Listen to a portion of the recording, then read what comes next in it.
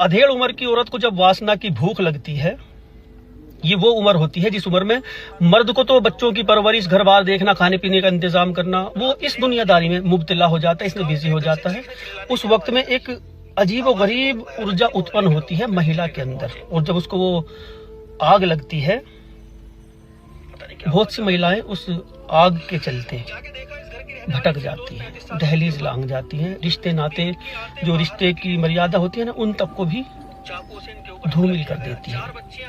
ये एक सच्चाई है, इसे बर्दाश्त करने वाला। नाम था उसका प्रतीक्षा, अधेड़ उम्र की महिला थी, लेकिन जब शुरू में थी 20-22 साल की, ये फतेहपुर के जनपद दुर्गा कॉलोनी की हरिहर की रहने वाली थी।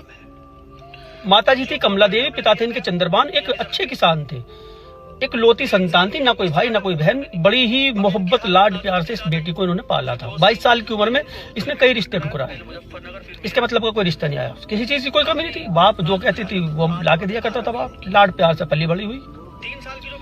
अब रिश्ते ठुकराने में 30 साल की हो गई, कोई रिश्ता इसको पसंद नहीं आया। कोई शराबी मिला तो कोई, किसी की शक्ल ठीक नहीं, किसी का कारोबार ठीक नहीं, इस तरह से 30 साल हो गए, रिश्ता नहीं हुआ। बाप को बहुत फिक्र होने लगी अब कि बेटी की उम्र निकले जाए, 30 बहुत होती है लड़कियों की उम्र, कि बेटी की उम्र निकली जा रही है, अब तो शादी करनी ही पड़ेगी, चाहे जैसे करके शादी करो। अब रिश्ते भी आने बंद हो गए, ऐसा ही होता है, रिश्ते भी आने बंद हो गए। धीरे धीरे 36 साल की हो गई। अब माँ बाप जो है कुछ ज्यादा ही परेशान रहने लगे। कुछ लोगों से कहा भाई रिश्ते नाता किसी का हो तो देखो। एक रिश्ता मिला, ये शख्स थे, यशवंत नाम था इनका।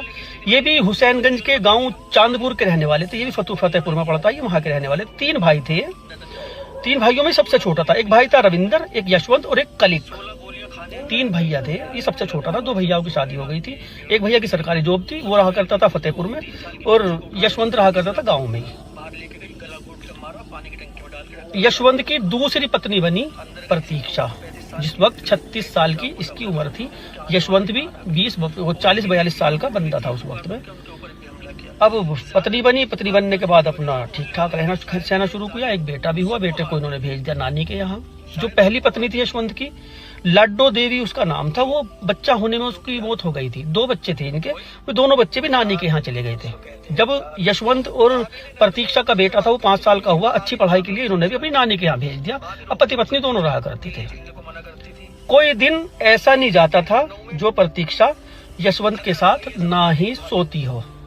यशवंत बचा करता था, इसकी भी उम्र काफी होने लगी, 50 के आसपास ही भी पहुंच गया। लेकिन प्रतीक्षा में अभी वही की वही बात, दोनों रहा करते थे खूब। इस चीज के चक्कर में प्रतीक्षा यशवंत से लड़ा करती